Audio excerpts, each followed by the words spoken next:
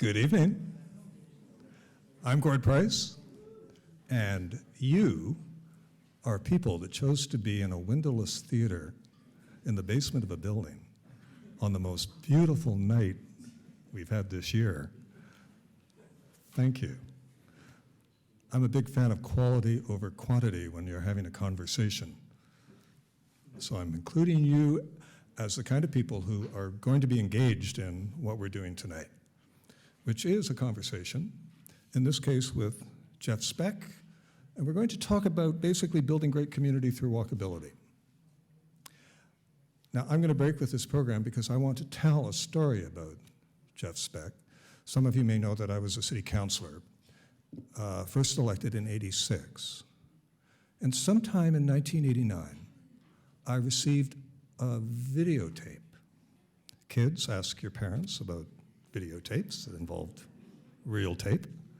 And this one had been copied so many times that it was barely visible. I remember it in black and white and grainy. But it's one of those things that you can say, this, if it didn't change my life, it sure changed my perspective. It was a lecture by a guy named Andres Duani, who means something to some of you, an architect and urban designer, very well known, a pioneer of new urbanism in the United States. He was hilarious and scathing about the way that we were building our cities. I'm going to include Canada in that, but of course, primarily from an American perspective. I watched it, I don't know, 2, 3, 4 times, and then I booked a room at City Hall, and I asked engineers and planners to come and see this very grainy, barely visible version. And I don't know how much impact it had, to be honest, but I do know it was about the time when Vancouver was at this moment. We were planning and thinking creatively about mega projects. We were trying to, I think, deal with the generational change that was occurring. That lecture and that videotape was in part done because of the encouragement of one of the partners in the firm with Andres Duani. It subsequently became a book, Suburban Nation.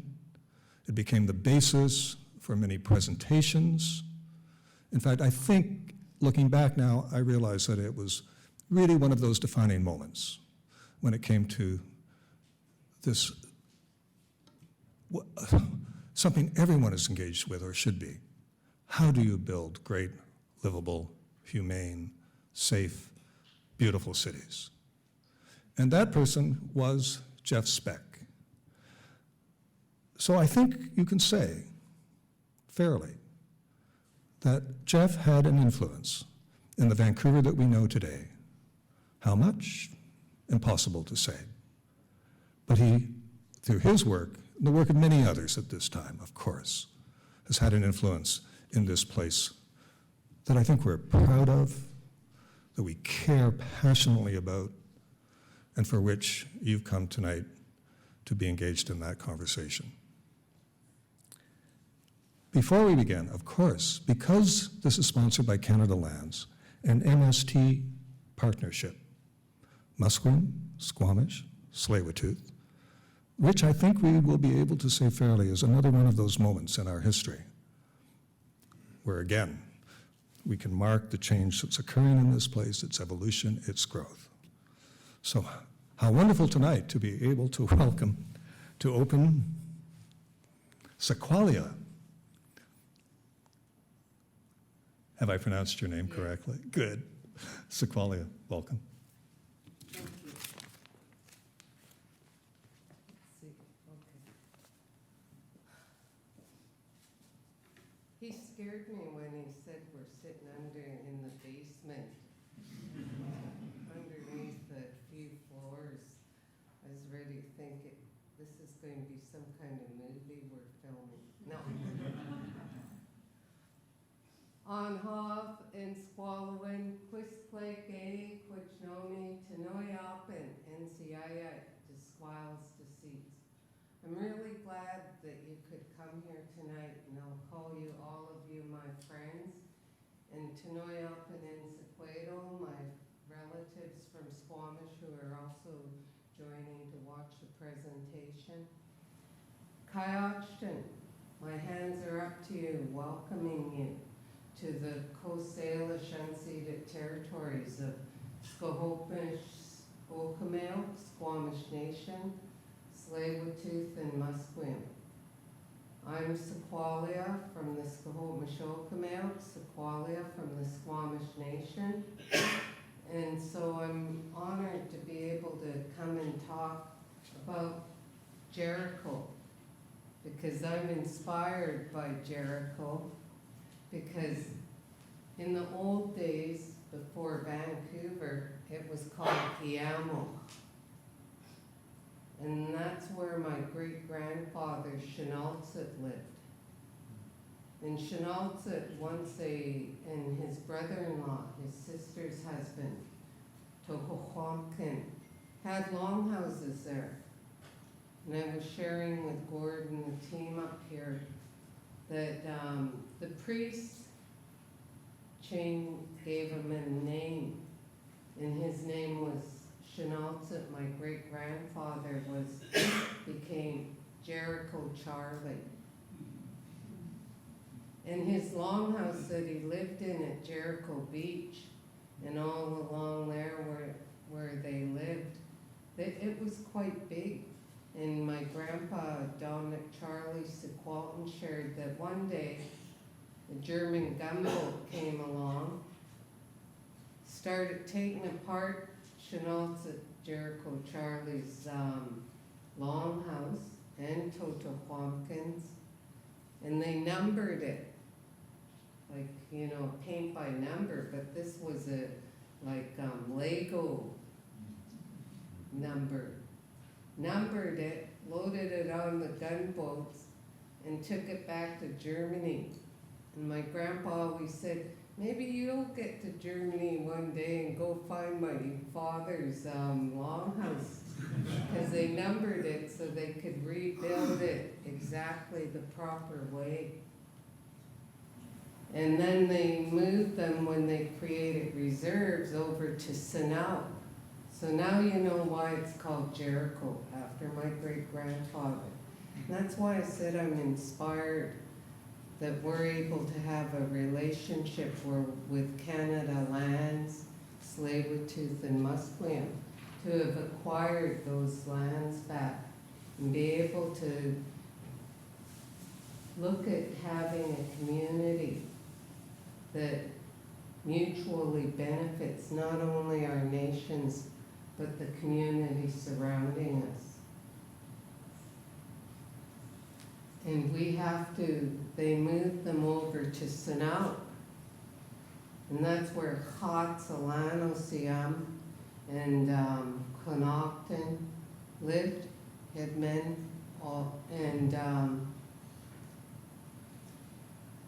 Tsleil-Waututh was there when Cook and Vancouver came in at the different times. And just to let you know, that's where they moved. Shinaltsit and my grandpa and them lived there. And where the footings for Burrard Street Bridge was our family cemetery. And they made us, my grandpa and his brother, Tsleil-Waututh, Chief August Jack, move every one of the different families up to the Squamish to build the Burrard Street Bridge. And when they created Vancouver was growing, and Shaughnessy was up there, and they could look down and see where Stanley Park and the water was. And there's an eyesore. Tsleil-Waututh Indian Reserve number, I think it was 2 or 3. And so they made it was a bit shady how they say they purchased it. And they loaded the people on 2 barges and cut the ropes and set them loose, let them out into the inlet. And Kate's Tugs and some other of our people at Capilano saw them and towed them over there. That's how we were treated. those are our unceded lands. And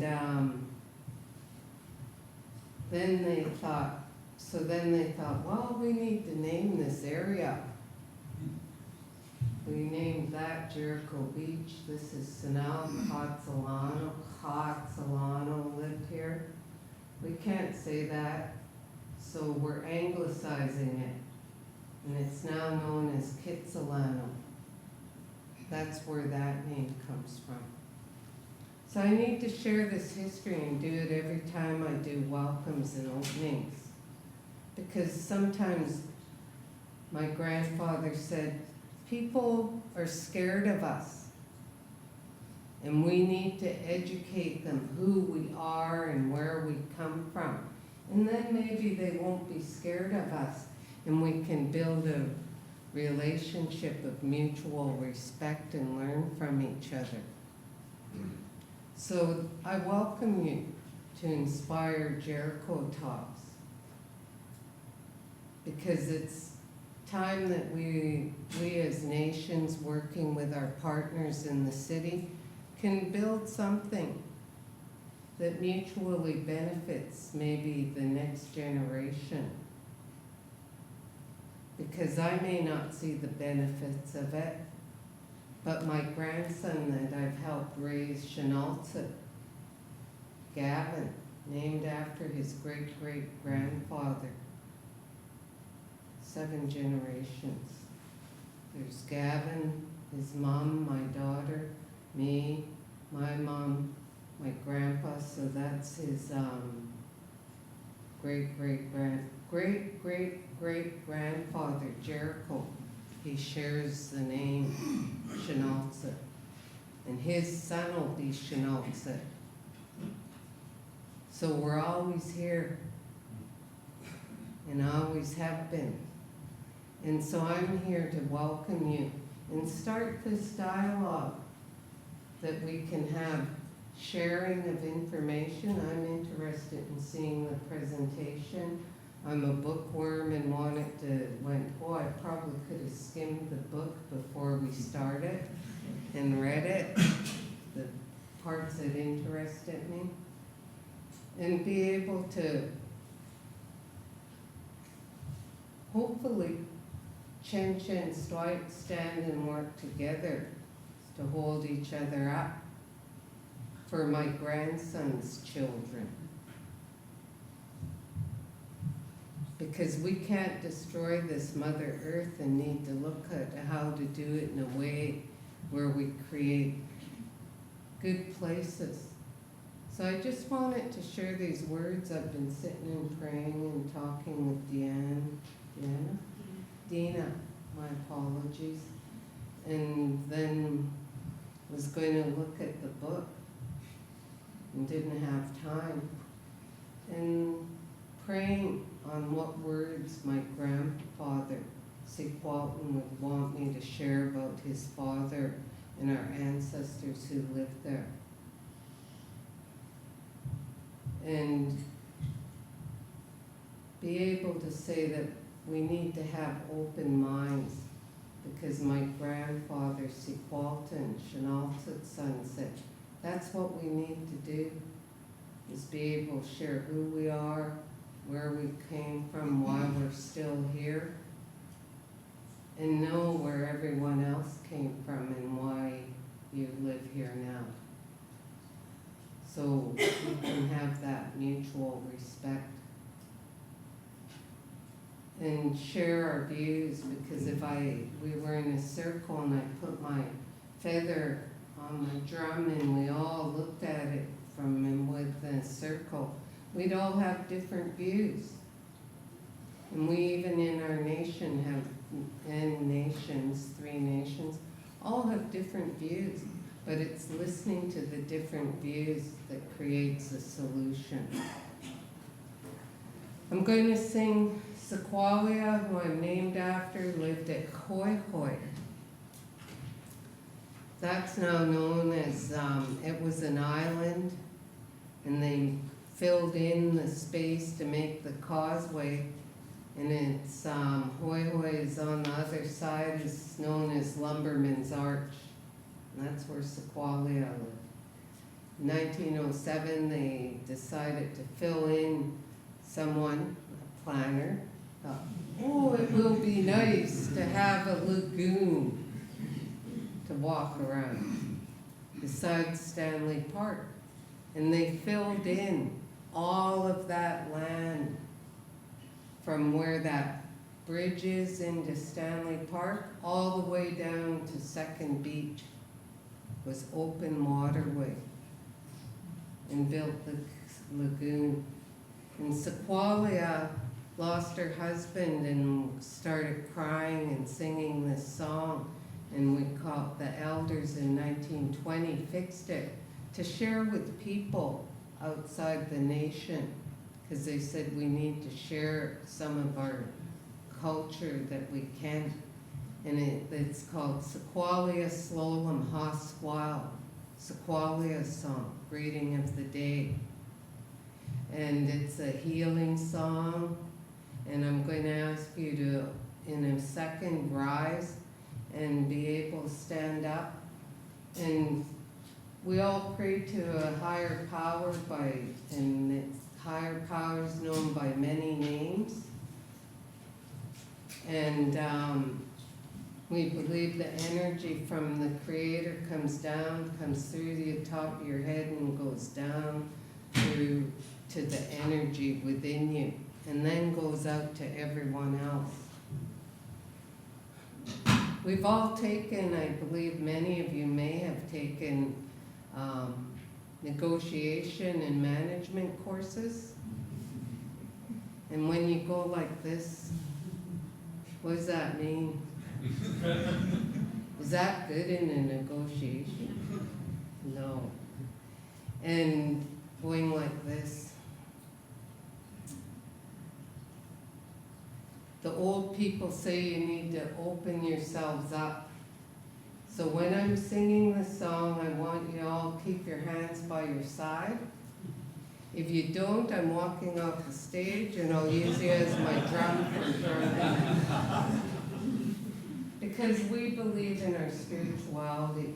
We're not church people, but we believe in spirituality and pray to the Creator and our ancestors. And we'll get all of your energy helping us for the presentation.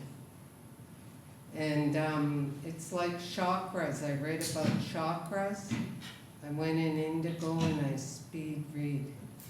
I didn't want to buy a book on chakras, but I wanted to.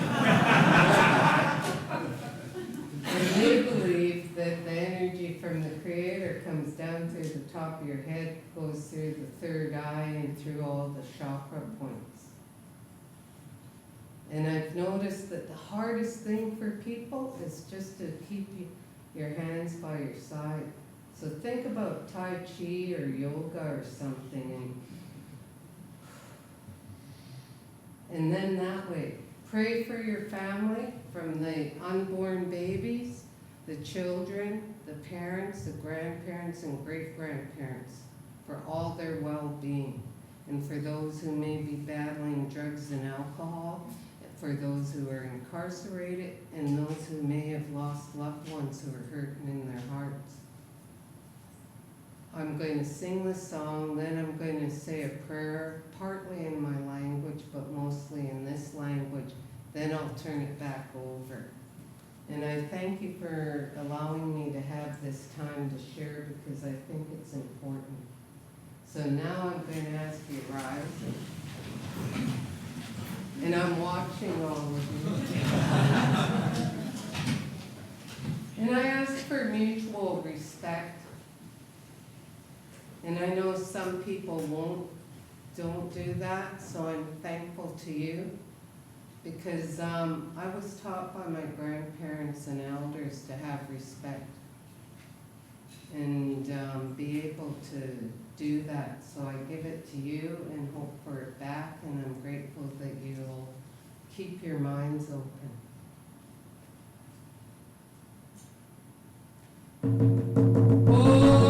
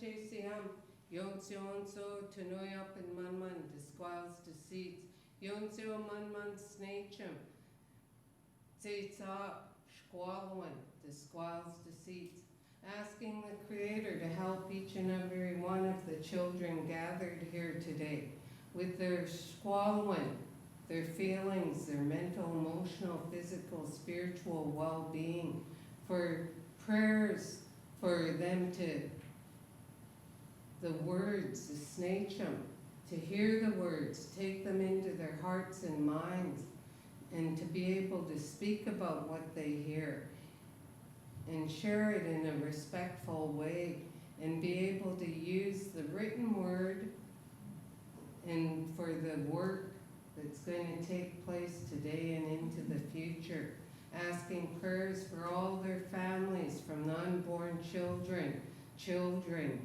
the skakal or the unborn babies, the munmun, the children, the parents, the great-grandparents and great-grandparents, for all of their well-being, prayers for all of their family and friends who may have serious illnesses, the many cancers that are affecting a lot of people, the many heart problems, the diabetes, HIV, and many other illnesses, including tuberculosis that's coming back again, and other illnesses, and those with serious injuries who may be getting surgery and needing physio, and for all of them, for their treatment, healing, health, and recovery.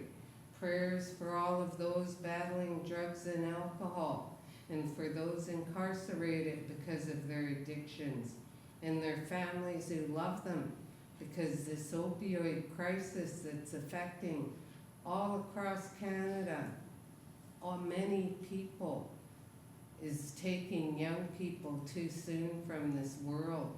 Pray for them to find that healing path to recovery and know that they're loved and not lost. Stay lost. Prayers for everyone who may have lost loved ones, who have a pain in their heart. The pain never goes away, but it changes. And your loved ones always are watching over and by you, and they send you signs. Maybe it'll be a butterfly, dragonfly, hummingbird, eagle, even crows or seals or whales. We say the whales in the inlet are a sign for us ancestors coming to visit. Or if you're walking down the street and you see a rock, you've got your mind dwelling and you see a rock, and you look around, there's nowhere for a rock to come from. It's them giving you a worry stone to carry while you need it. And when you don't need it again, you put it in the water. Help all of them, all their ancestors. Be with them and watch over them and help them while we carry on in our journey of life.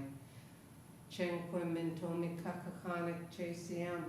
I'm asking Creator to help this meeting tonight go in a good way, so that we all can come together in Chomo, Shkwalman, one heart and one mind, to be able to share good and bad or opposing views, but come out with the solution that works for everyone.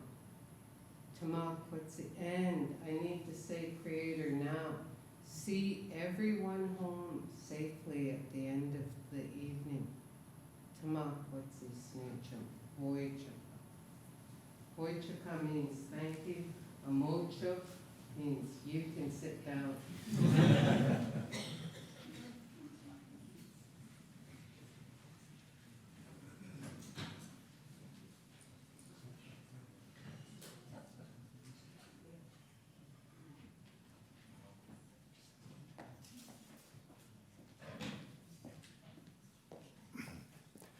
I asked her, is that now part of our collective story? Because it is extraordinary to hear a story about our place so personally applied with the names attached that extends us now back generations. First time I had heard of Jericho Charlie. Pretty sure it won't be the last. Thanks, Sequoia. Now, administrative stuff. We have an interpreter here tonight providing service in French. It's Canada Lands. So if anyone in the room would like to receive that, let us know. And she will provide a recap of the content. Thank you. Merci. We're live streaming. Hi, live streaming people, which means that there will be a videotape of this. Videotape? Yeah, sure. On Inspire Jericho. Do I have that right? InspireJericho.ca for viewing at a later date. During the Q&A sessions, you've all got white cards. Don't worry if you don't, there will be more. Write down your questions. We will collect, and you will get answers. Finally, the city would like your input too. You've received a green card. I didn't see a green card. Do we have the green card? That's green, is it? Okay. What inspired you? And following tonight's talk, you'll have a chance to influence the city. Now, I'm going to say, having been through a lot of these processes, that you can easily be cynical about that someone is going to read it and then maybe never pay attention again. I can say from experience that it's actually the number of people who have a similar concern that actually has an impact in these kind of processes. So don't disregard the importance of what your individual contribution, because it adds to what the collective concern is, or inspiration. Have I left anything out? Oh, except introducing Diana Grinnell, who from Canada Lands is going to tell us more about Inspire Jericho.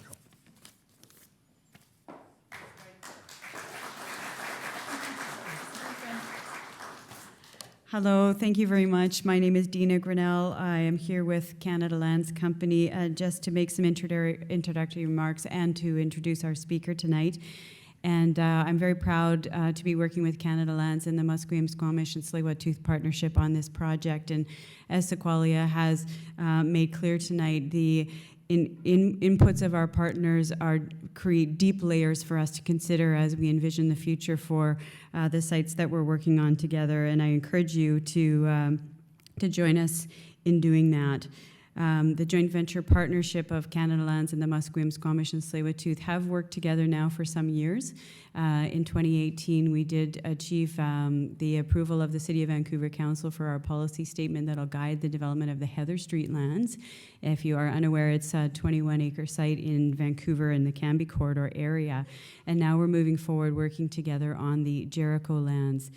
And we have initiated this speaker series as an opportunity to get together with the community and begin with a series of conversations. Our planning process is called Inspire Jericho, Hearts and Minds Together, Planning a Great Neighborhood. And we ask everybody to come with us and convene in this very authentic way, as Sequoia has started out for us tonight. We did host a talk on April 17th called Happy Cities. We're really looking forward to Jeff Speck joining us to tell us about his work with walkable cities and how to deliver livable neighborhoods through considering people and our public realm as a first priority. And we will be looking forward in a next talk in early June to having Margie Reddick, a landscape architect, who will talk to us about Wild by Design. So these are foundational considerations that we're asking everybody to think about as we start thinking about Jericho and begin to initiate some of the ideas generation and the actual planning process in due course. But tonight, let me introduce Jeff Speck. Jeff comes to us, he's been in Vancouver a few days now, touring the city and meeting with the city and other folks. He's an award-winning urban designer and author. I'm sure many of you are familiar who move in urban circles. His books, Walkable City and Walkable City, 101 Steps to Making Better Places, are both tremendously well-utilized books by professionals across the spectrum of urbanists, and he is going to talk to us tonight about walkability and how we can generate the kind of sustainable and resilient communities that we're looking for. So Jeff, with no further ado.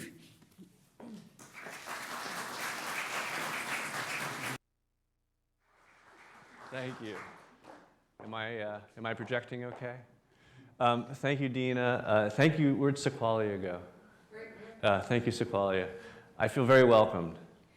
And I've given a lot of talks in Australia, where it's standard procedure to always have a welcome from a First Nation person, because acknowledging that we're, with their permission, we are on their land.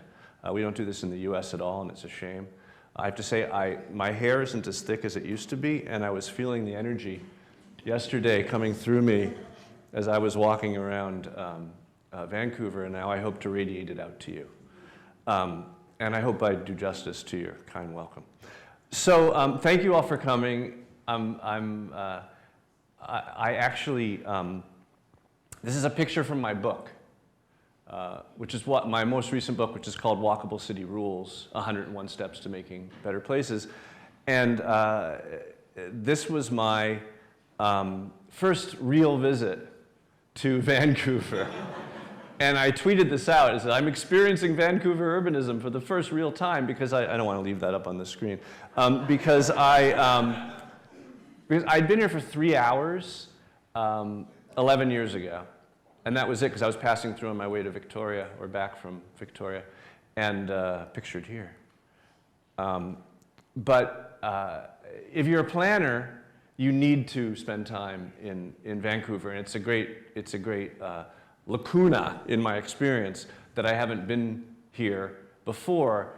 I added extra time to this visit, and my hosts, who were so generous, actually took their time to tour me all around, and they really didn't need to, and I'm super grateful for all the things I got to see. And I got to see a lot of your city, and also a lot of the site, which I'll be talking about kind of as a coda to my presentation tonight. There are a lot of things, the Mercer Quality of Life Survey and the Economist's Quality of Life Survey always ranks as the most livable city in North America, Vancouver.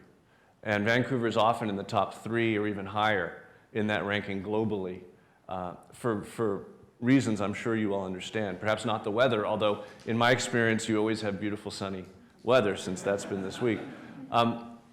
So it's a delight to be here for the physical form of your city. Also, as a planner, I always prefer being in Canada because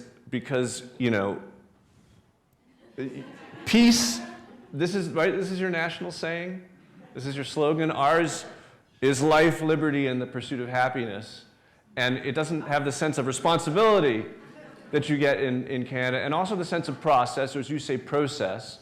One thing I've learned from comparing is that processes take about twice as long as processes. Contrasting our countries is always an interesting thing to do. And the other thing, as an ambassador from the lower 50, I have to say, let's hope we're getting, I just want to say I'm here representing myself and not the entirety of my nation, which is experiencing a low point right now. So let's get to the talk.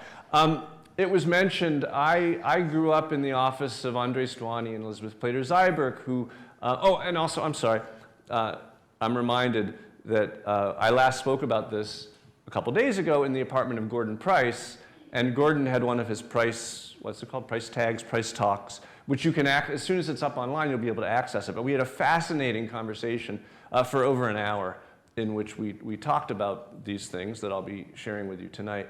And then today, I did an AMA, which I thought meant American Medical Association, but it turns out it's Ask Me Anything, with your previous speaker, Charles Montgomery, who I've known for many years. We share a publisher, and he's Happy City, and I'm Walkable City, and I'm sure there's some other city people we need to know.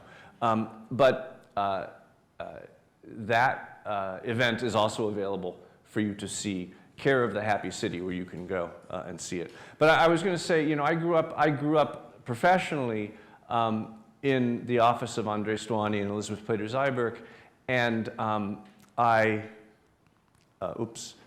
heard Andres give that talk that Gordon referred to, and tried to get him and Liz to write a book with me about it in 1989. And I wrote them a letter, and they never wrote me back. And subsequently, I ended up working for them, and it took until 2000. So it took 11 years for this book to come out. But writing it was the best thing I ever did for my career. A lot of people thought it was kind of, Andres, Liz, and Jeff who came up with these ideas, but it was really Andres and Liz. And a lot of the slides I'm going to be showing you tonight, still, a lot of the thoughts I'm going to be sharing with you are really their thoughts. A lot of things that Andres is just sick of talking about and won't talk about anymore, but I'm still very happy to talk about. The kind of evolution that my practice has taken has been to basically reframe the same arguments in a way that I think makes it more accessible and more actionable. My book, which came out in 2012, Walkable City, is a book geared towards a general readership. It's attracted a lot of people who aren't even into these things, who just like to read fun books about cities.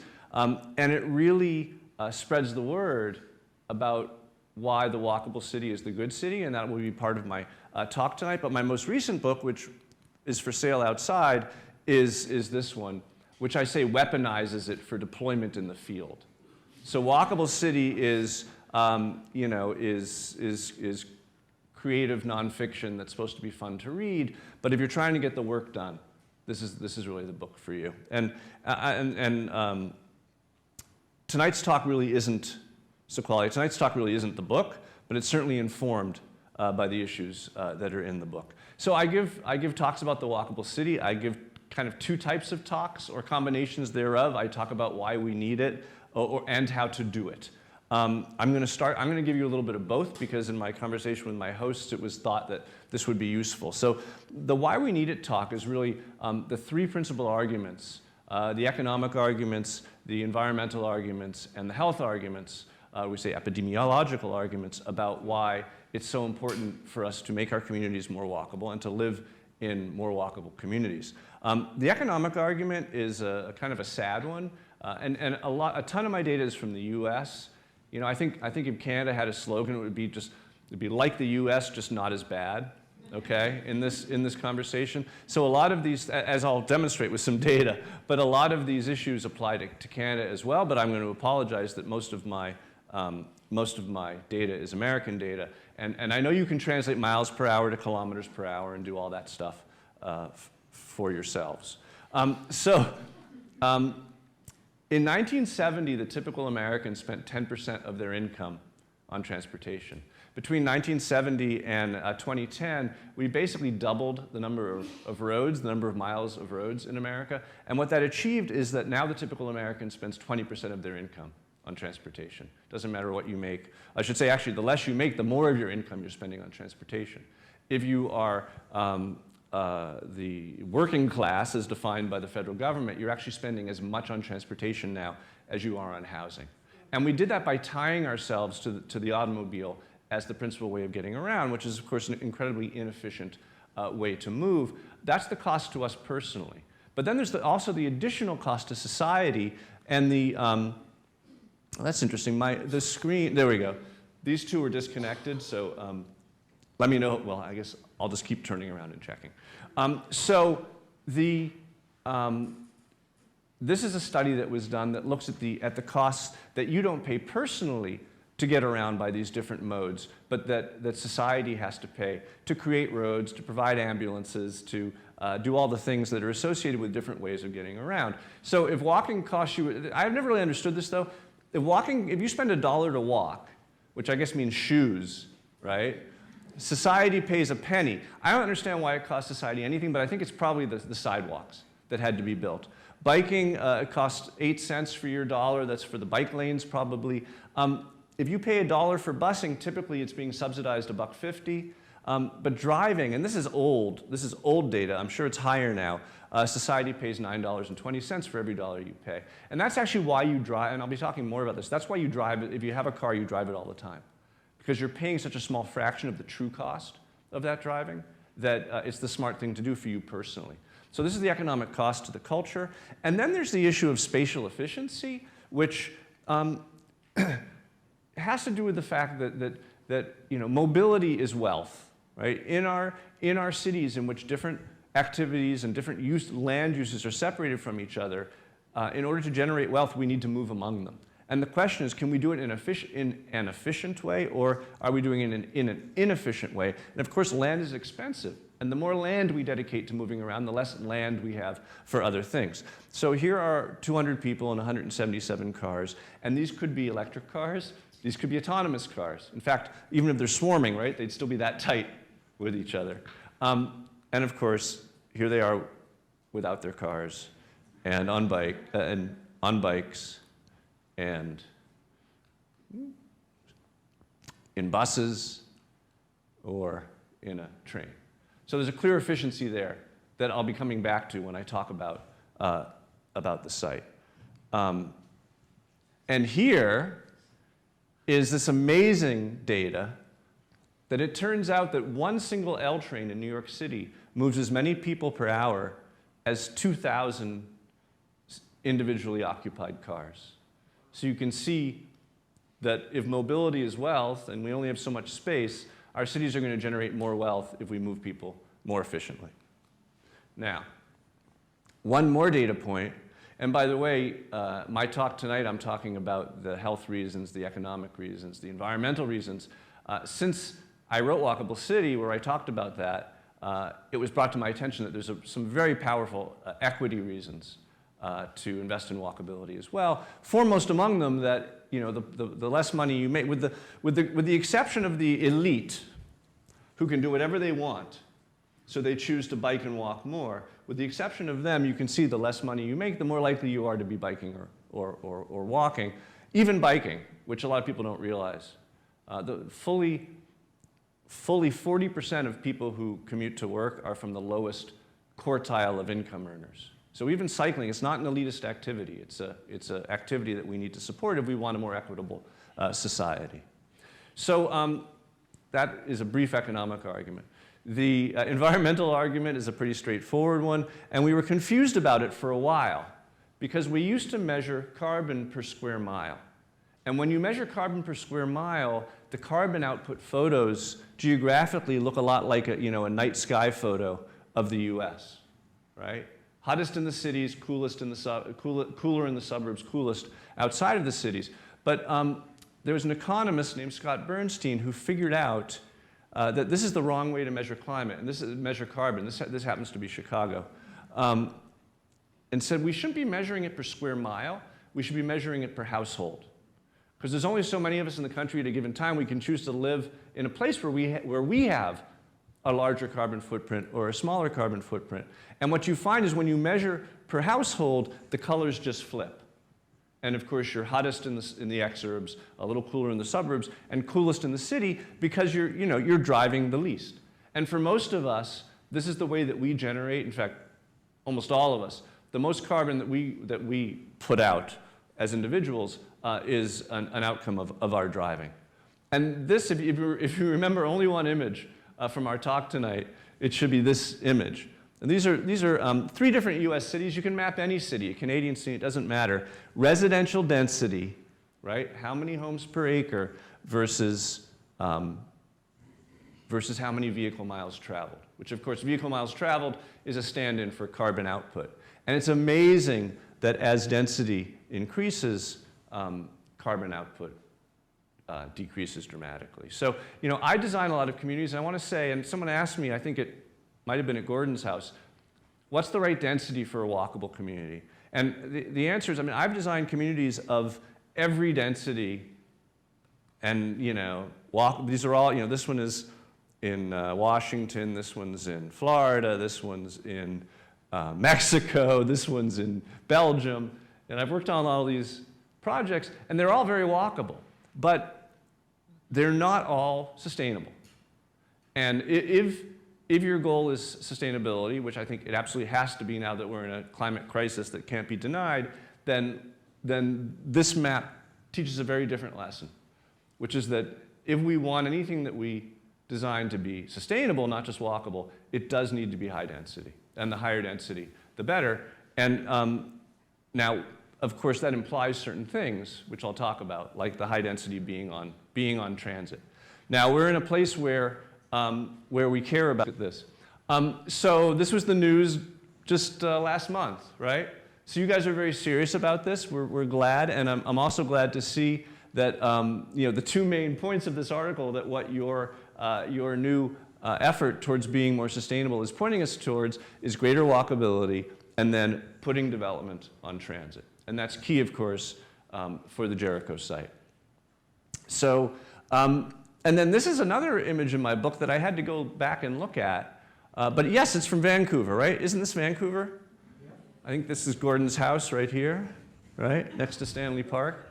And this is an image I actually got from Jarrett Walker, who has spoken here, although not in this series. Jarrett Walker is probably my favorite transit expert. And the key to making sustainable cities is to understand that you need to have a map that's shared between your transportation department and your planning department. And that map locates transit at areas of high density and locates high density at areas of transit. And it's a chicken and egg thing that doesn't really matter which came first. But settlement patterns beget transportation patterns. Transportation infrastructure begets settlement patterns. And the way to grow sustainably is to place areas of high density at nodes of extremely efficient transit. And fortunately, that opportunity exists for us at the Jericho site. Finally, the epidemiological arguments are very strong. And I like to say the best day to be a planner was August 4th, 2007, when this book, no, August 7th, 2004. It was 2004 when this book came out.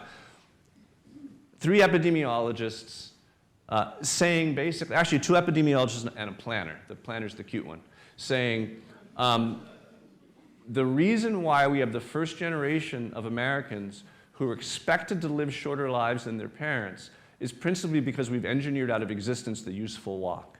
And diet matters, but actually what matters more is inactivity, and we've created a society in which we are inactive. And of course, with that inactivity comes obesity. With obesity, not itself the problem, but it has so many illnesses associated with it. And I got this slide from those gentlemen. And you've probably seen it before. I mean, we've been showing this slide for a long time. But the fact that we have a society in which we don't think twice about driving to park, to take the escalator to the gym, to get on the treadmill, to walk, is why, fully a third of the children born in the US after 2000 are expected to get diabetes, expected by the CDC. So that's the situation we've created. Here's the most obese and the most walking, cycling, and public transiting.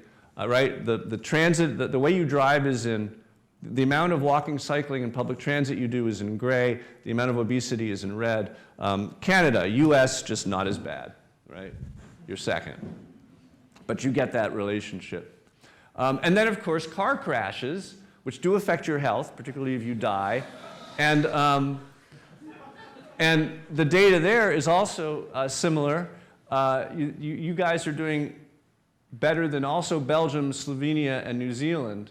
But you can see that you're pretty high up this chart in terms of which nations have the most traffic deaths. And it's principally a function of how many highways are in your cities. And I'm sure Vancouver does quite well. This is American data. The cities that are more transit-based and have actually older street grids and aren't essentially organized around highways have much better data. And then look at Dallas and look at Orlando, right? It's amazing. It's not just the old people in Orlando. People thought it was. But basically, how is your city organized? Is it organized around driving, or are there other ways to get around, and maybe not going so fast in a death machine? So those are the 3 principal categories that I like to talk about. And now I'm going to move on to the meat of the matter, which is how to make our cities more walkable, and what I call the general theory of walkability.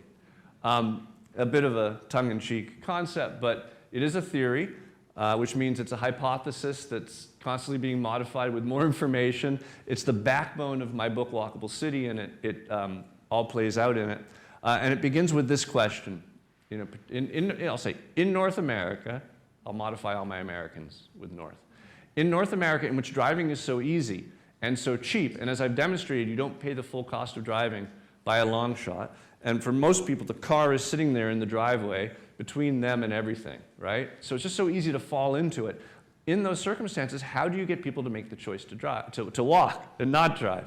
And the answer is the walk has to be as good as the drive. And to do that, it needs to do 4 things simultaneously, and it needs to do all 4 things. The walk has to be useful, it has to be safe, it has to be comfortable, and it has to be interesting.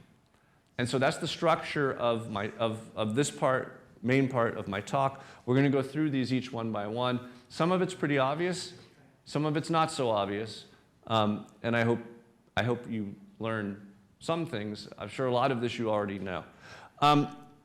Andres used to give a talk that he called the story of planning, and he talked about how back in the 19th century people were choking on the soot from the dark satanic mills, and the planners who weren't yet called planners said, hey, let's move the housing away from the factories, and when they did, lifespans increased immediately and dramatically, and we like to say that the planners were hailed as heroes. We like to say they've been trying to re-experience that ever since. And so the onset of Euclidean zoning, the dividing of the landscape into these large areas of single use, which actually guarantee no walkability because different uses are so far apart from each other.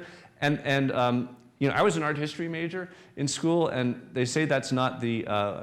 So I was an art history major in school, and they say that's not the most lucrative major, but I can tell you, you don't want a Rothko, you want a Syrah. And the point is that the more confetti-like, the more the uses are mixed up. And even in this image of New York, the red color in the middle is mixed use vertically. Clearly, the more you have uses close at hand, the more walkable the place is. So that's the first rule, is we need to have mixed use zoning. Push harder. And that gets to the fundamental kind of new urbanist conversation, which I said Andres won't have anymore, but I'm not sick of it yet. And that is that there's only 2 tested ways to build communities. I mean, there's 1,000 ways to make a city, but there's only 2 that we've tested by the thousands, and that's the traditional neighborhood and suburban sprawl. Now, the traditional neighborhood, I'm going back. The traditional neighborhood is defined as being compact and diverse and walkable. They're almost always about a 5-minute walk from edge to center, which is a half mile across them.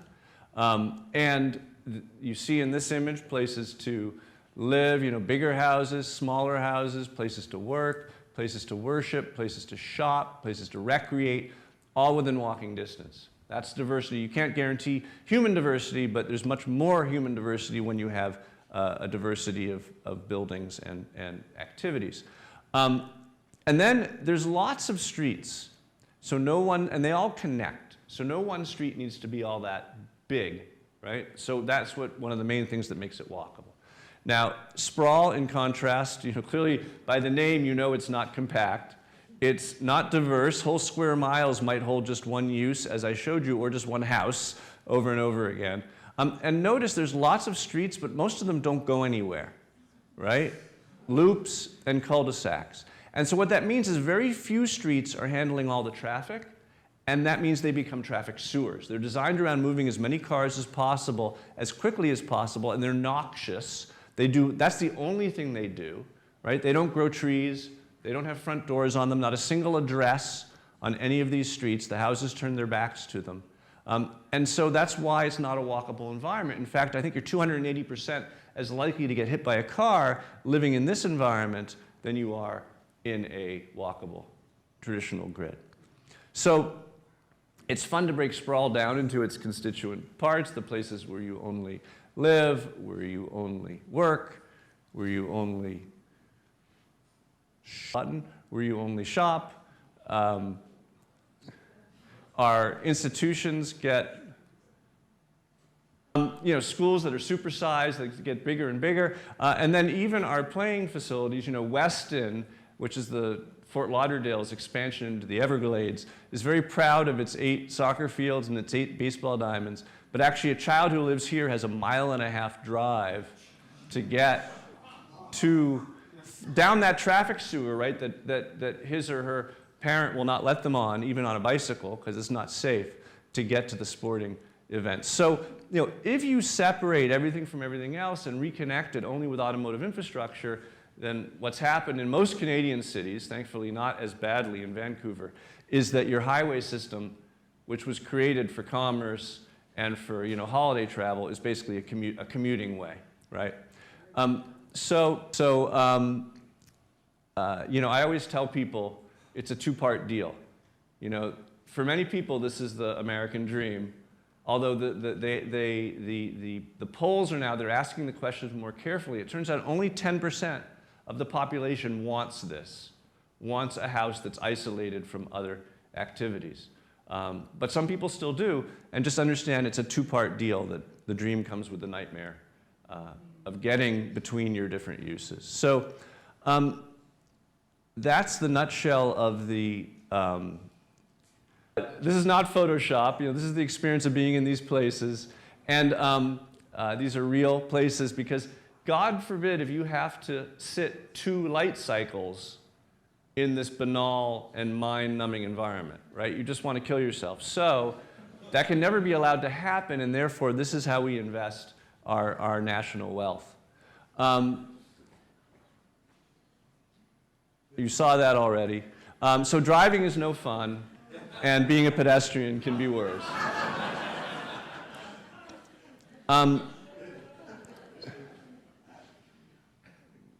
So this is the lesson, right? Maybe you're not Manhattan, but a intricate mix of uses is essential. But that's just part of it. The other part is transit. Because we new urbanists spent a lot of time talking about neighborhoods, but it took us a while to pan out, to zoom out, and think about cities. And of course, a walkable neighborhood doesn't need transit at all, but a walkable city absolutely relies on transit. Because if you can't connect the different walkable areas where people want to be to each other, then people will then go out and buy cars to get between those areas. They want access to all the nice parts of their city, and if they can afford it, they'll buy a car to move between those places. And of course, the more people that buy cars, the more the city reshapes itself around those cars. So, buses, especially these kind of express buses, are the real workhorses of your city. And then, of course, I found a place where the SkyTrain's actually in the sky and not underground in this picture.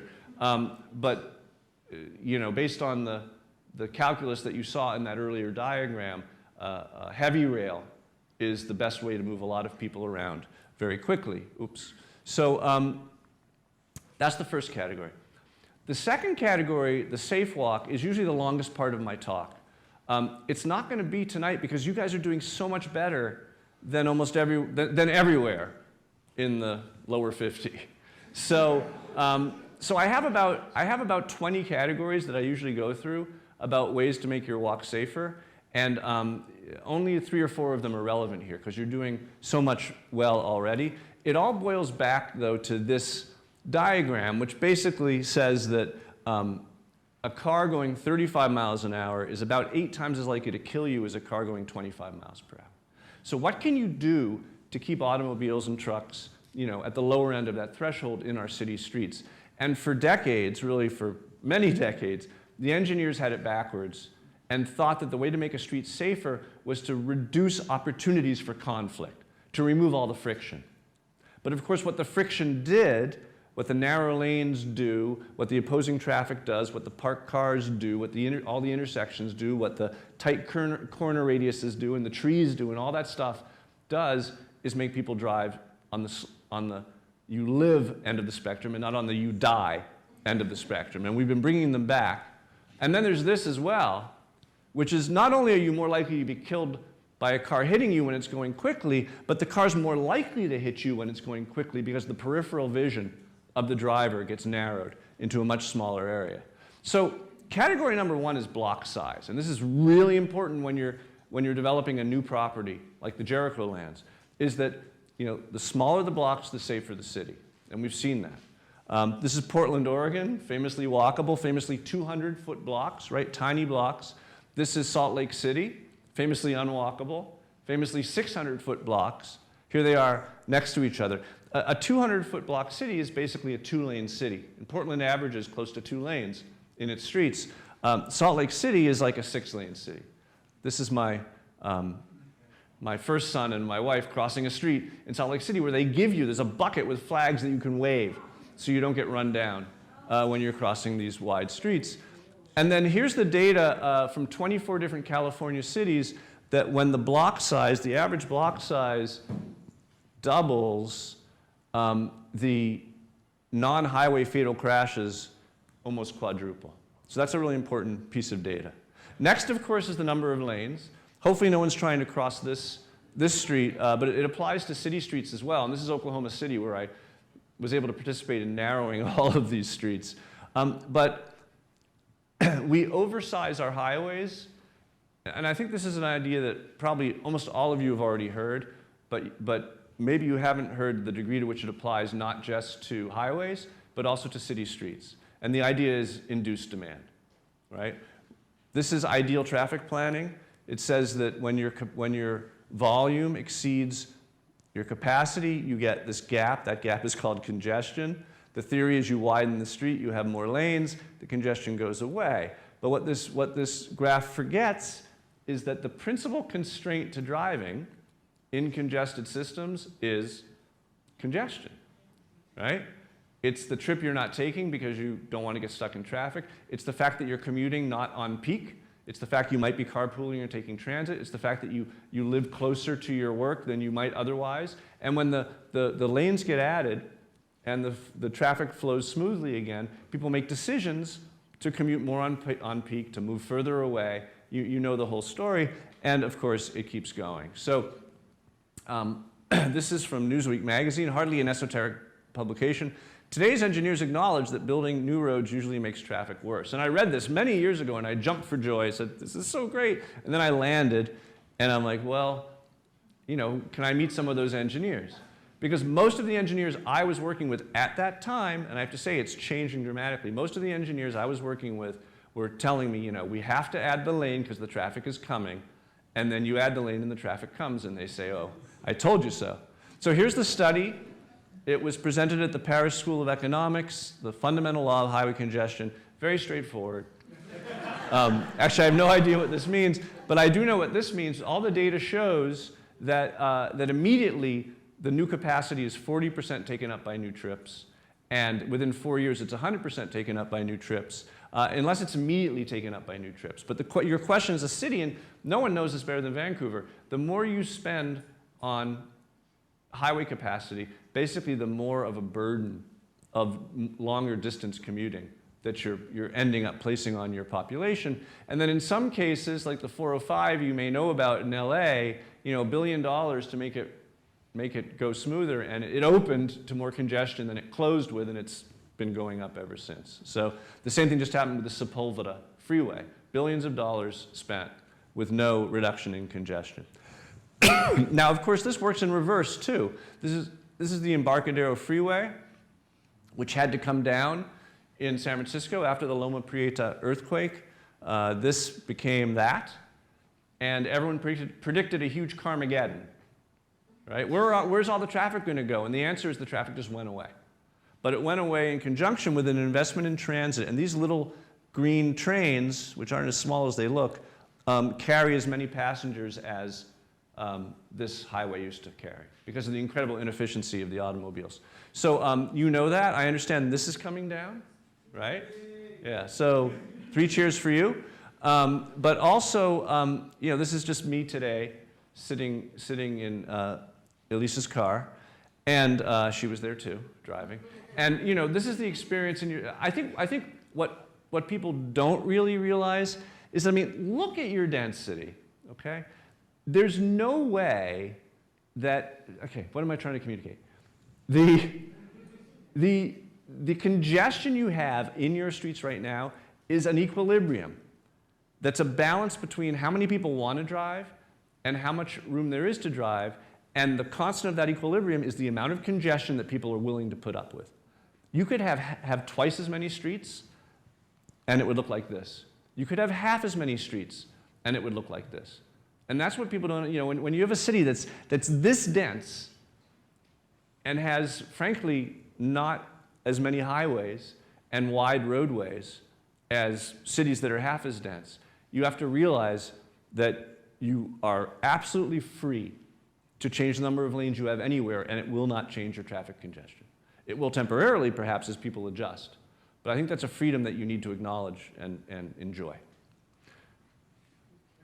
I wish that you had clapped after that.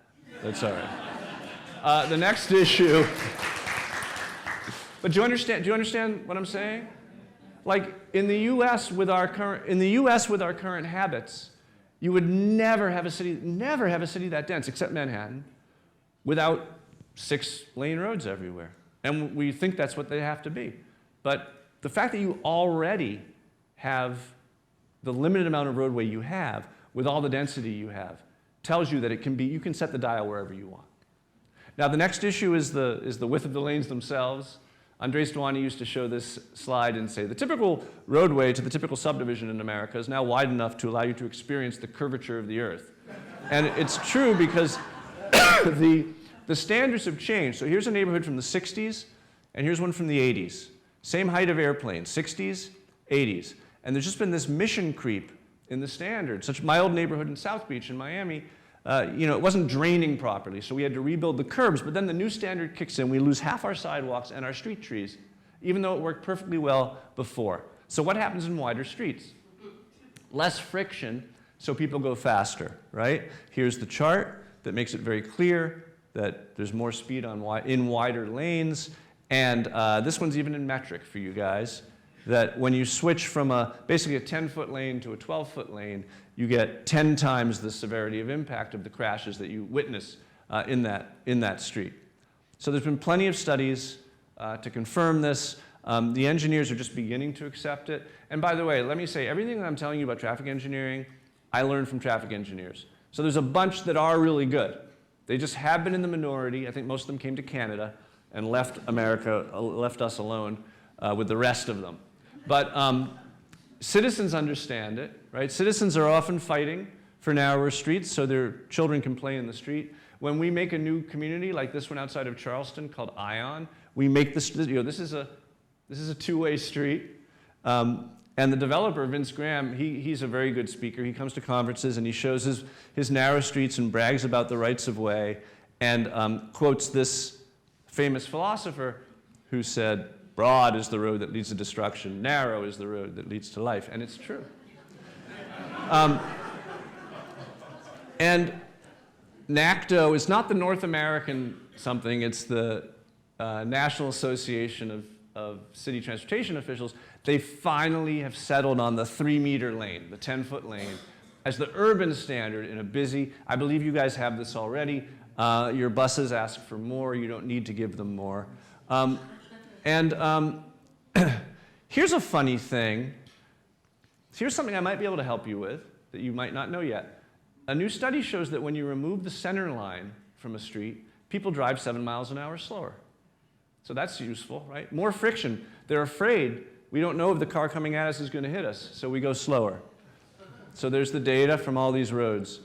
And then signals.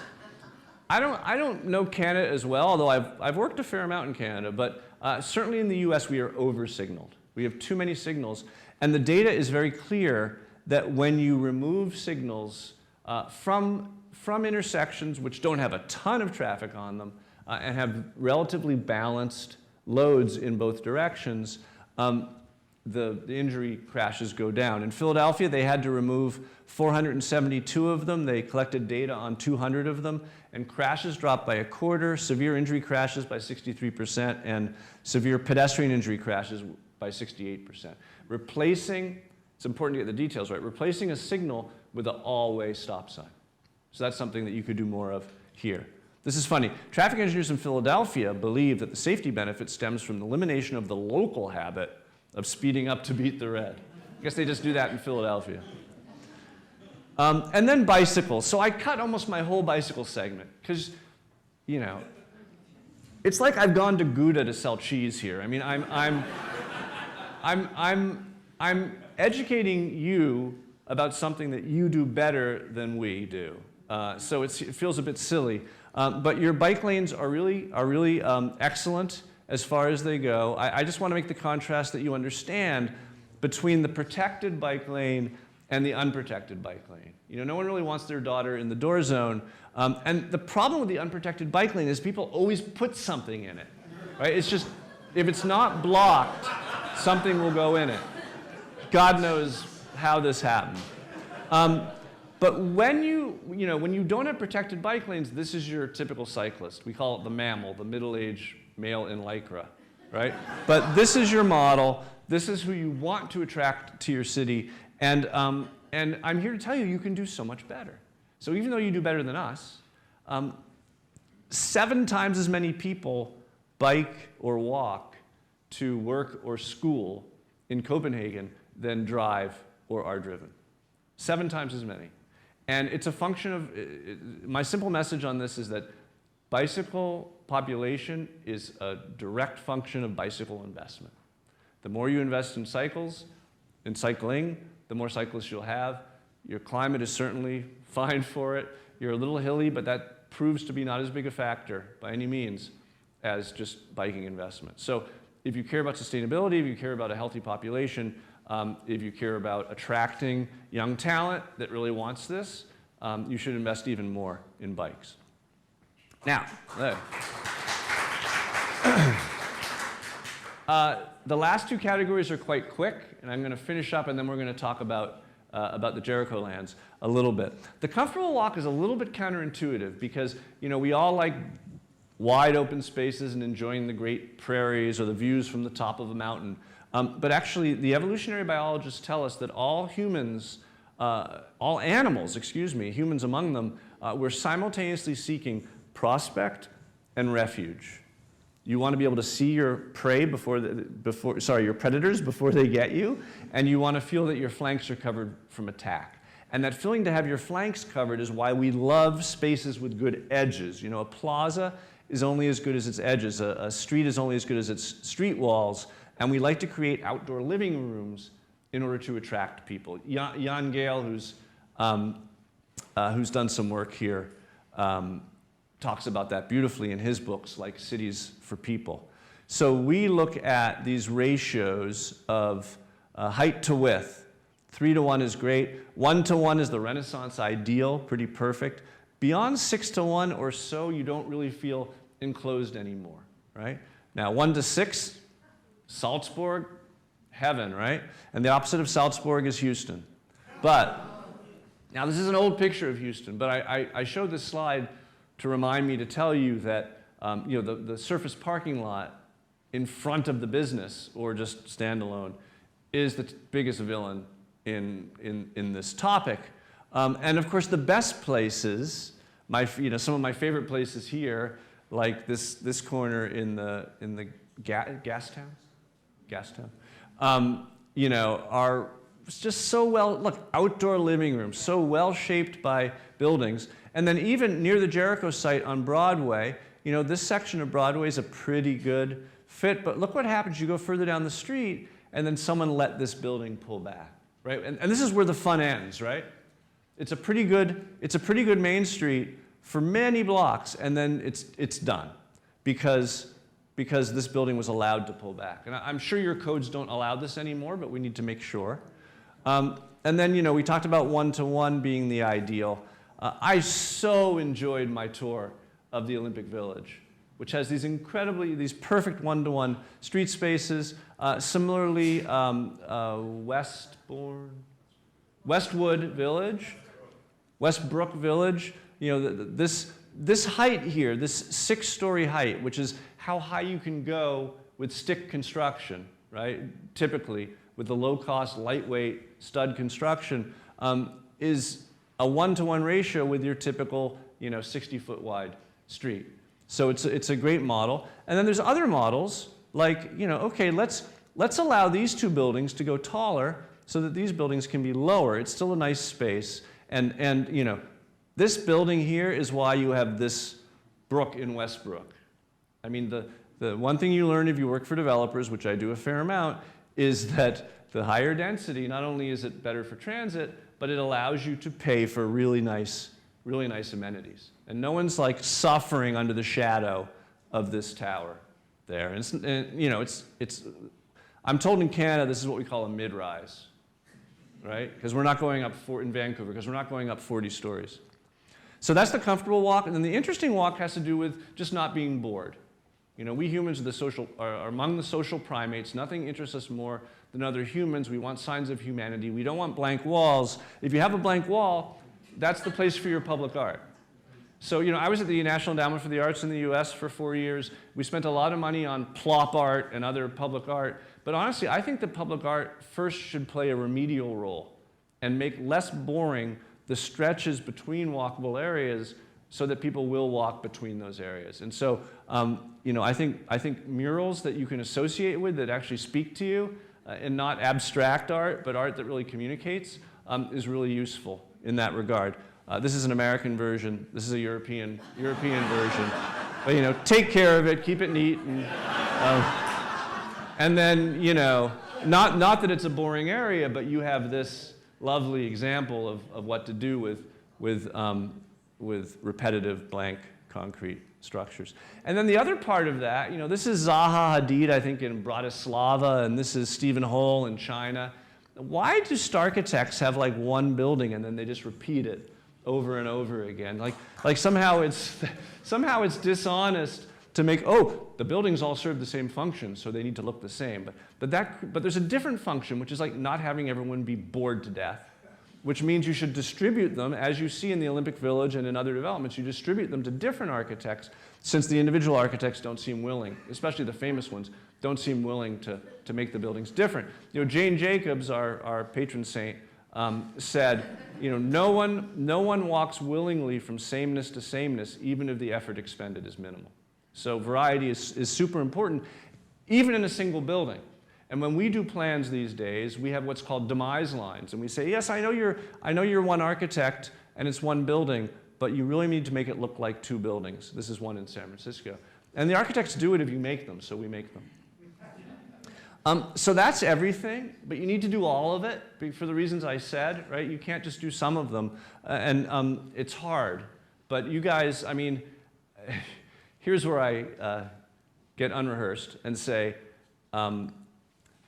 I have never worked on a project that is as good as the best projects I've seen here.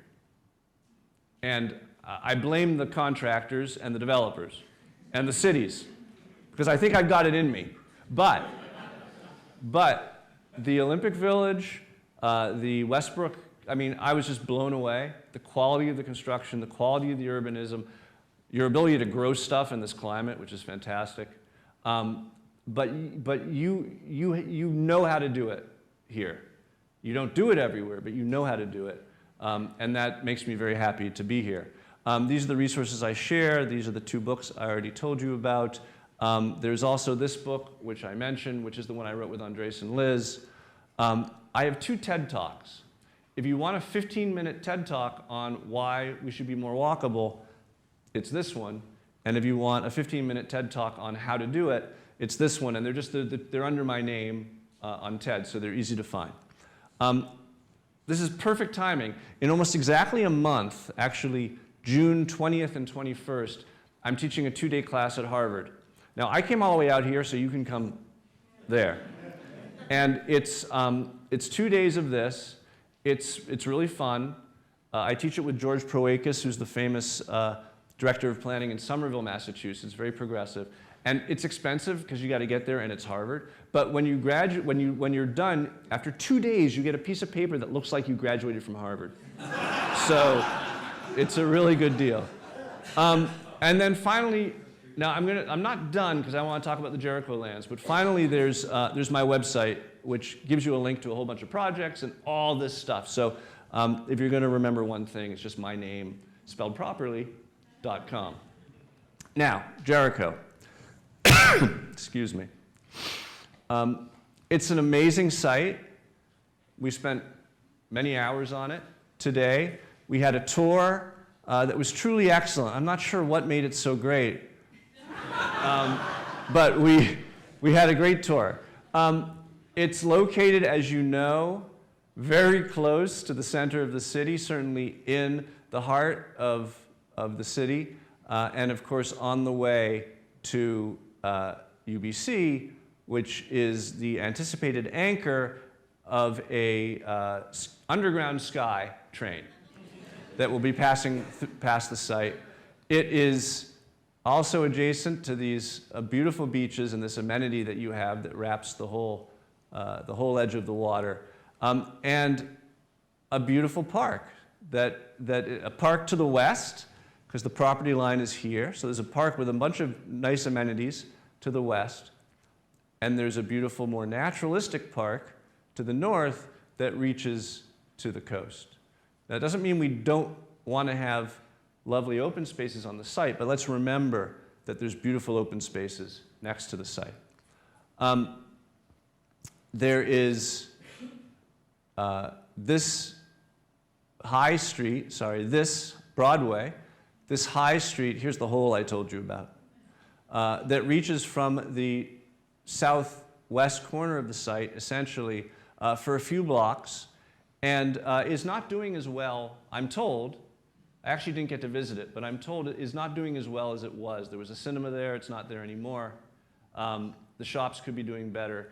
But this is not a high density of development, and because of the way the demographics of the neighborhood have changed through the years, people just aren't shopping as much on this street, and it could use a lift. There is beautiful landscape. There is the makings of a linear park through the center, potentially, narrow but continuous, that then might connect to the larger park to the north. Many of these trees are in these beautiful hedgerows. And a point I was making to my host today is, you can develop at a high density and still have an urban block network. You don't have to kill these trees. Now, some of them apparently are scrap trees. Some of them are going to die. And they've done a very careful tree survey so we can figure out which is which. But this is worth its weight in gold in terms of placemaking, in terms of real estate value, in terms of the character of the site. It's a very hilly site, which can limit development and makes it a little bit trickier, but basically just means you have to develop with greater care. And then there's these beautiful, beautiful open spaces as well, and beautiful views from certain parts of the site. From the southwest corner of the site, at ground level, this is the view. But of course, if you get some height anywhere in the site, you'll be able to see beautiful views of Vancouver. And of course, there's different neighbors. There are towers or mid-rises to the east, and there are very low-lying, and I'm told $8 million homes to the south, and that suggests the different treatment of different edges. A strategy that we often use is like facing like. So you can have an extremely dense development on this site with literally 60 feet deep of lower buildings facing these neighbors. And these neighbors are going to hate you no matter what you do. Maybe some are in the room. You're welcome. Welcome. Thank you for coming.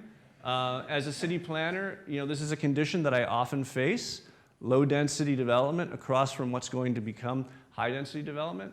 And I have to acknowledge that you probably don't want what's coming if you don't want your neighborhood to change. But I'm going to talk about that in a minute. So here's a few thoughts. First, people love new neighbors. They just hate their cars. Okay, I don't think there's, I mean, you're welcome to stand up and tell me differently, but I don't think there's a person in the room who doesn't welcome more people living near them. But the nuisance that comes when people bring cars with them is why we don't want new neighbors. It comes in the form of people competing for parking on our streets, right? Or competing for parking in a limited resource of parking facilities. And more often it comes in Canada, it comes in the form of people congesting our roadways. So for the people who are located in or near this area, it should be their greatest hope that the people who come to this site don't bring cars with them. And of course, the way to achieve that is to have great transit and extraordinarily low parking ratios. Neighbors often say, oh, we've got to provide a ton of parking on site so they won't take my parking. In fact, what happens if you make these guys provide a lot of parking on site, everyone's going to come with a car. And they're not going to park it in the parking, they're going to park it on your street. And what we've seen is that when there isn't parking provided, people self-select. When there's less parking provided, people self-select who don't own cars to live in this community, right? Second, boom, no transit, no density. So I shouldn't be saying this perhaps for my host's sake, but I actually don't believe that you should have high density on this site if you don't get serious transit on this site, right? But you are getting transit, so you should have density for all the reasons that I've said. And the plans are all up in the air. I don't know anything more about them than anyone else, except that a transit stop is expected to land a little bit to the east of the site, and that means that on the western part of the site, a transit stop should land. That's enough of a distance for the proper spacing of the trains, and the site should land, I think, for the sake of the neighbors, but also for the sake of having density around it. It should land in the site, not off the site. Because if it's in the site, we can surround it with high density, and then it'll get the best and most use, and still be quite close to the high street, which could make use of it. You say you don't want change, but you've got change. And this is an experience that we have in Massachusetts, where I live, and all over. People don't want their communities to change, and you say, well, do you know you've lost 60% of your affordable housing in the last 20 years? Do you know your supermarket's closed? Do you know your cinema's closed? Do you know your high street is struggling? Do you know that normal people can't afford to live in this neighborhood anymore? And what's happened in communities around the world, but particularly in North America, that have resisted change is that they've become more and more and more elite. And maybe they're wealthy, but they're certainly not serving us as a larger community. So don't pretend that there's no change. There is change. It's elitism change. And if you want the sort of diversity that the neighborhood used to have, then we need to have a physical change that supports that. And that's a higher density with fair amount of attainable housing. And then finally, I think it's the last one, please get over your fear of moderate heights. Is this really going to kill you? And I don't, maybe this is just because, I don't know. We all have our personal outlooks and predilections, but seeing something like this, not right up against my front door, but at a short distance away, I don't, particularly to my north, so it's not casting shadows on me. You should look at this on a transit stop and think sustainability. Don't think, bad neighbor. And I think, and then finally, the site needs love. And that was my biggest takeaway from my walk today, is that between all the topography and the beautiful trees and just so much to learn, the main thing I said to my hosts was whoever works on this needs to spend a solid week living on the site before they put a pencil to paper, because it's such a complicated site. The topography and the trees are such an asset. And it can't be helicopter planned by someone who zips in and zips out. And I wouldn't be against you having some national experts on the team, but the people who work on it need to really be here and live the site. And I think that's it. So thank you so much for listening. And I took a long time.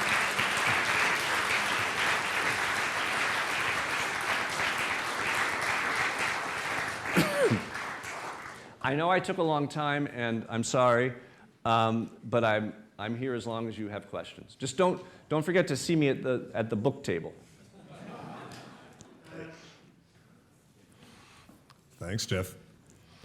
We love Americans who come here and say nice things about us. Your turn. Got the white cards? Hands up, who's already got questions on them? And if you don't and want to, write them down. Put your hand up. We'll collect. Got some other notes here. There will be someone from the city who will tell you more later about their process and how you can participate in that. I got a question, unrelated to everything you said so far. 2 letters, A and V. Autonomous vehicles. We know you gave a great talk last night. Comments you made, my place, were really important. And I'm sure someone is going to ask you what the consequences may be to everything you said so far. Kind of give us a quick observation about autonomous vehicles and all the related. I spoke last night at Alpha Lambda about 2 contemporary issues. One is ride-hailing, which may be coming finally. That sounds like I want it, which I don't, which may be coming finally to Vancouver. And autonomous vehicles. And I'll discuss ride-hailing also if you want. In fact, even if you don't want, I'll discuss it briefly. The basic message about autonomous vehicles by those who are in transportation, not as autonomous vehicle builders or promoters, but as transportation generalists, is that they represent a tremendous reduction in mobility. Because if people leave transit for them, which seems to be the indication from Ubers and Lyfts, then you'll be replacing these high efficiency vehicles with these extremely low efficiency, spatial efficiency vehicles. So every person who leaves a train or a bus or a bike to be in even a swarming AV is taking up a lot more road space. That's half the equation.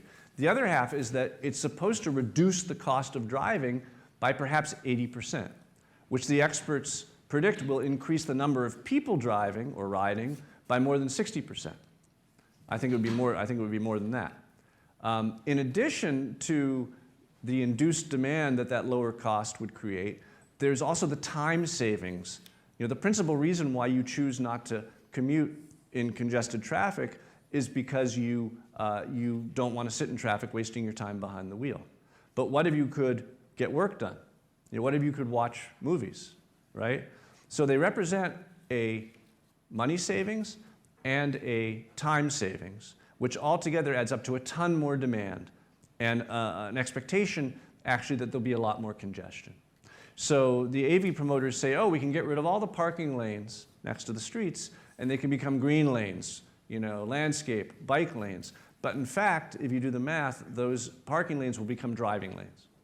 So my main message for cities is to legislate with lanes, is to take them at their word and say, oh, so you don't think we're going to need more lanes for these cars? That's great, because no street is going to get more lanes than it currently has, right? Set every street's, this is municipality by municipality, this has to happen.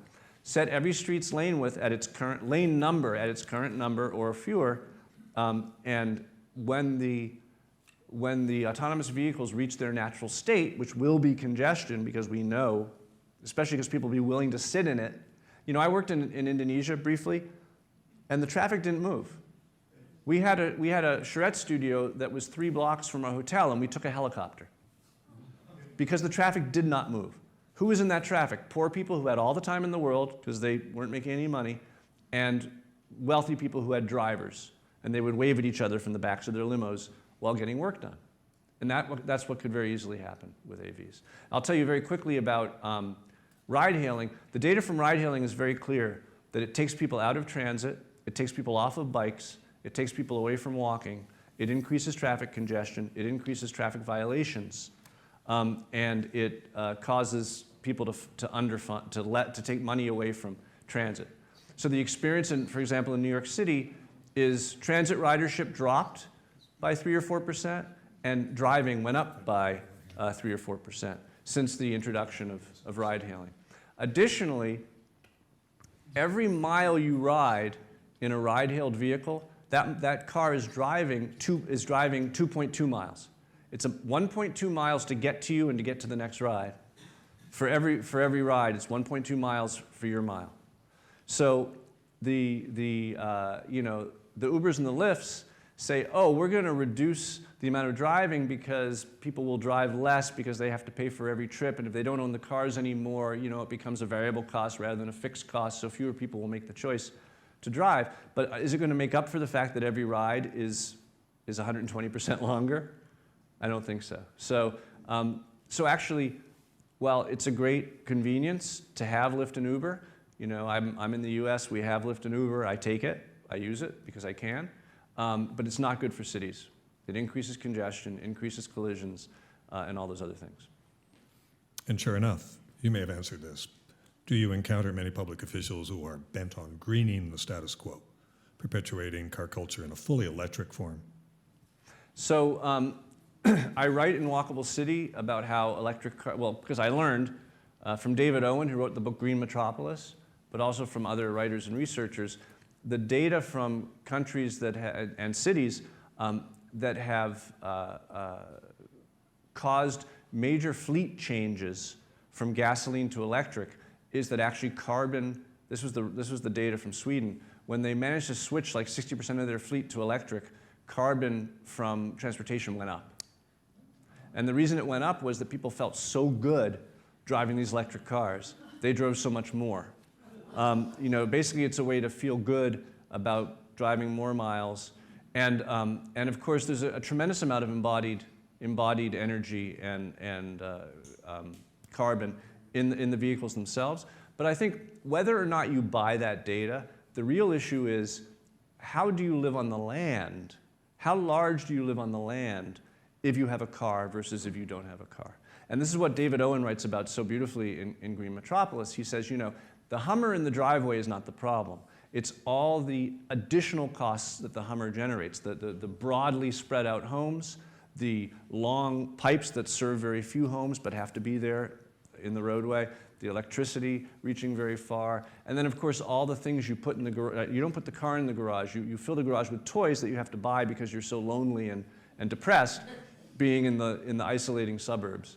And so the mode with which the car is fueled is only a small part of the impact that the atomic mode of transport has on our lives.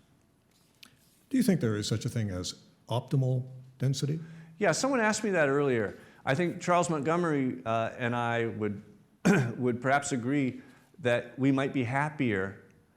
It depends what's more important to you, I guess, your individual happiness or your children surviving,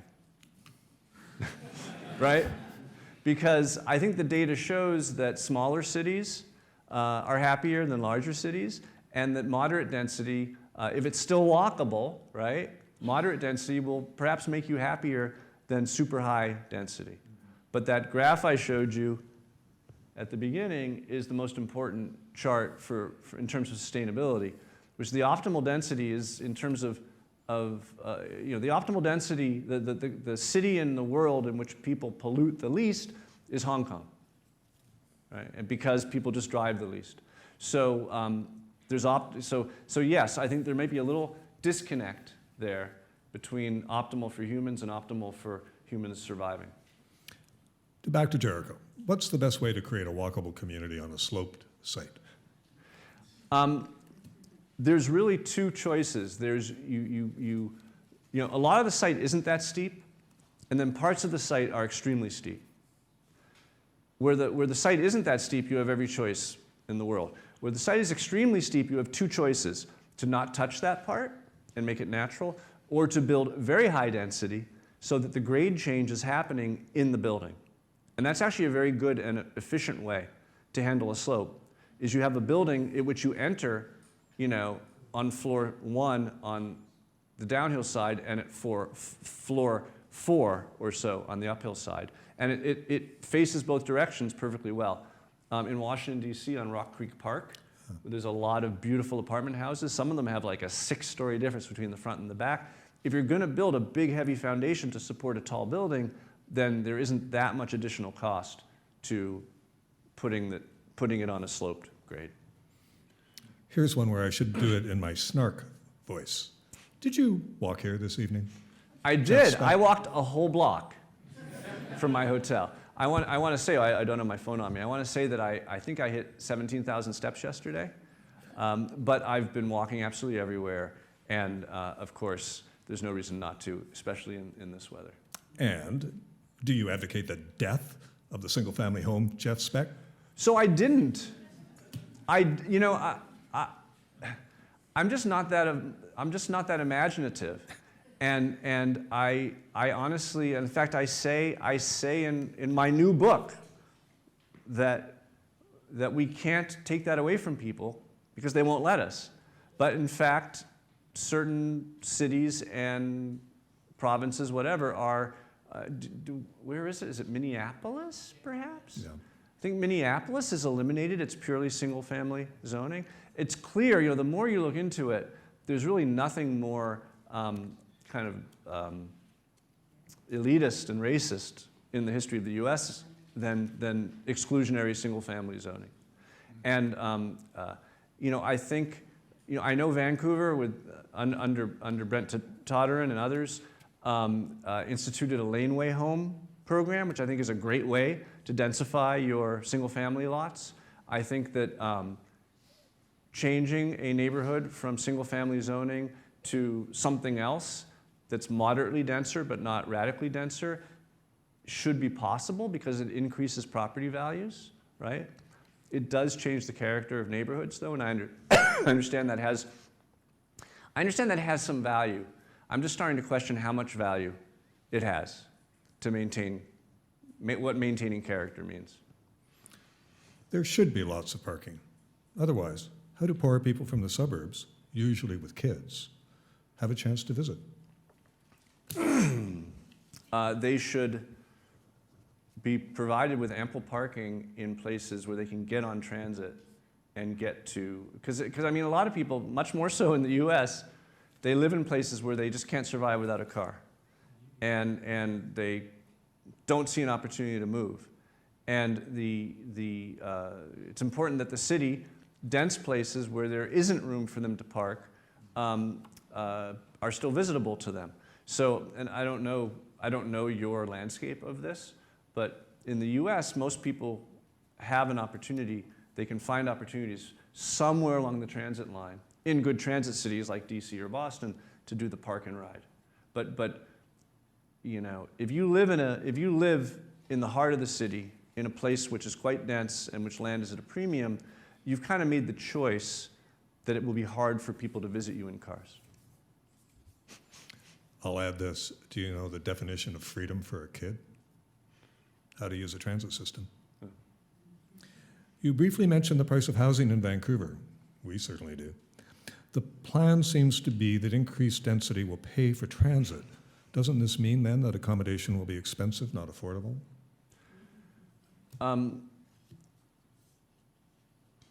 That's a complicated answer, but yes, the increased density, I mean, the more density you have, the better you can pay for transit. That doesn't mean that every unit has to be expensive. And, you know, do you have inclusionary zoning? You must have. Do you have inclusionary zoning laws here? Planner guy says, yeah. Yeah. So the normal thing in the more enlightened cities of the US, which is probably every city in Canada, is that you give developers a certain minimum of affordable, attainable, you know, there's different market levels. And the more density you allow, the more opportunity there is for that sort of affordability. So is it guaranteed? Only if it's required. But without, the additional density doesn't guarantee the affordability, but without the additional density, you're guaranteed not to have the affordability. How about rental-only zoning? I understand you guys hate homeowners unless you are one. I heard that. I've never heard of rental-only zoning.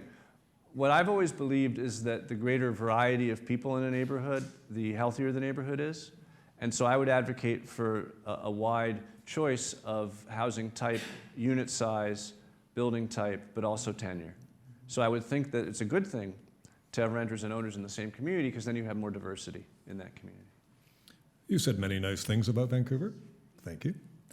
But have you noticed anything that needs to be improved or anything that stood out to you as being inefficient?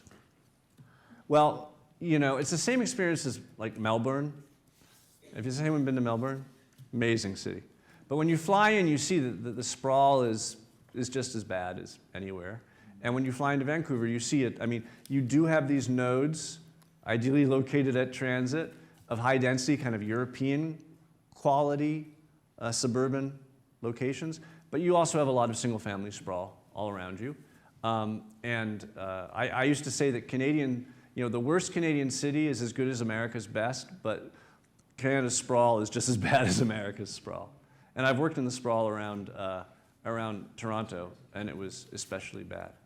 I have one thing that really disturbed me, which was experiencing the drug street. What's it called?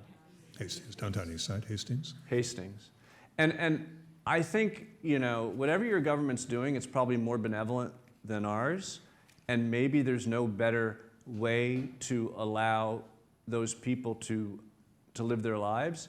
But if that's the determination that that sort of experience is welcome, then you've got to clean the street. What's really disheartening to me, more so than all the lives being destroyed, well, it shouldn't be more so, but it was, strangely, now I'm on video saying it, was the trash everywhere. Because these people deserve to not be surrounded by trash. And if that means cleaning it, if that means cleaning it every hour, if it means having a 100-person crew there, because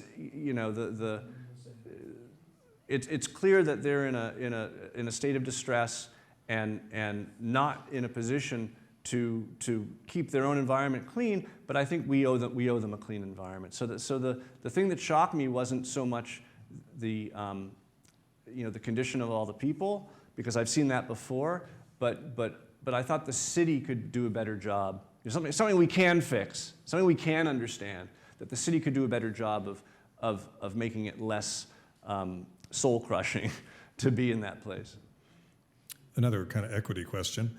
Given the reverse flight of high wealth populations from suburbs to the city, and vice versa, how can we promote a walkable city among folks living in the suburbs and driving to work because they have to?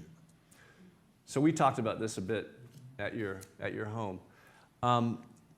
If your city was born after the mass commitment to universal automotive enslavement, then you don't have the right bones to become truly walkable. If you've got the sort of cul-de-sac sprawl that I showed you, where it makes sense to drive like this to get somewhere, but you would never make that walk. That's really it's not fixable to make it truly walkable. But the issue is, it's extremely dangerous. And the people who live out there are getting hurt and killed by cars much more than they need to.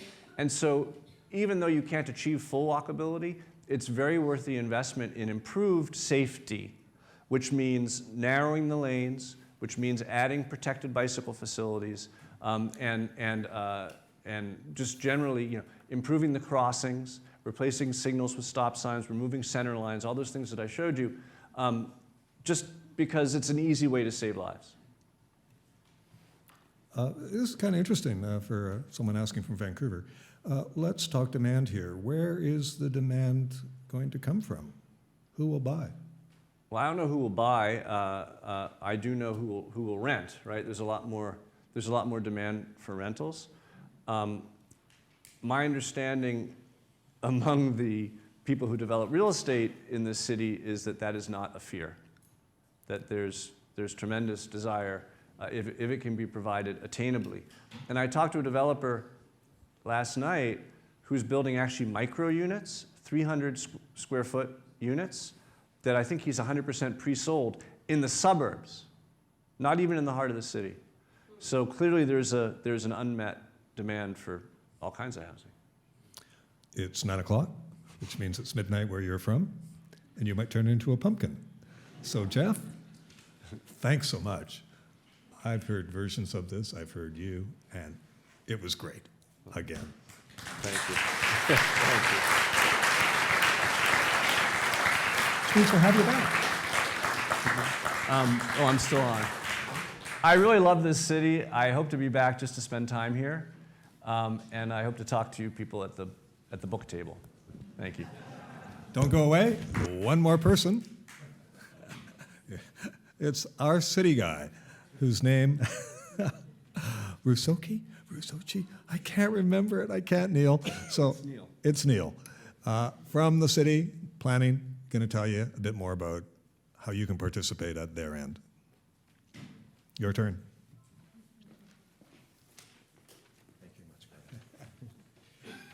Thank you. It's always really tough to come up after such two incredible speakers and presences up here. And so I will do a quick set of thank yous, first of all. And first to you for coming out and sharing your evening with us. But most importantly to our hosts, to the Musqueam, Squamish, and Tsleil-Waututh, thank you very much. In addition to their support for the Jeff's talk, we also want to recognize and appreciate that this event has been held on their unceded and traditional unceded territories. I also want to thank our tremendous partners in this, Canada Lands team, for their role in organizing this talk and this whole series of talks, which we're tremendously benefiting from. And of course, Jeff Speck, for your tremendous insight and decades of experience in sharing your learnings from all around the world with us here in Vancouver and for the Jericho site tonight. This was the second of our Inspire Jericho Talks. Charles Montgomery, who was the first speaker, he had so much fun the first time. He's actually come back out, and he's joined us again this evening, and so we're happy to see Charles out here. And we will be following up on a third talk, as Dina mentioned, with... thank you. Margie Ruddick, yeah, it's right, landscape architect, the Wild by Design. Since we launched back in March, we've had a chance to connect with over 1,100 people in between open houses, site walks, and talks like this one. And right now, our team is in the midst of reading all your comments. And so I do strongly encourage you to provide your feedback, as this is critical feedback in addition from our partners, from the MST and CLC, to really create the policy document that will shape the future development of the Jericho Lands. The Jericho Lands is a rare opportunity for us as a community and as a city to come together to tackle some of the very biggest issues facing us and our future generations, and be that transportation, affordability and diversity, public space, sustainability, and of course, reconciliation. The Jericho Lands can help us collectively work together to give Vancouver a better future while maintaining the important connections to our past. The Jericho Lands are near and on the former village of the Ayalmoog, I understand there's two pronunciations, Ialmoog and Ayalmoog, depending upon which nation you're speaking from, and the host nations for generations prior to the non-Indigenous settlement, and they will play a very important role as stewards of those lands once more. Tonight, more than almost 200 of you have come out and with your neighbors to take a look and spend some time to listen to Jeff's ideas. We hope that you come out again in June to hear Margie, and she'll be discussing at Kitsilano High School about how we can create new neighborhoods while respecting the land. Space is limited, so please make sure you do your free registration ahead of time. We do have a lot more information on the Jericho Lands and how you can get involved, so please come visit us. The city's website, it's vancouver.ca/Jericho Lands. There you can learn more and sign up for the city's email list to receive updates on the Jericho Lands as the process moves forward. As Jeff mentioned, he's going to stay around as long as you would like out by the book signing table, so please come out and say hello and continue to share your questions. Thank you for spending your evening with us. It was a gorgeous evening. We really appreciate to see you all out here tonight. And please leave your feedback with the cards with the staff at the front. Thank you.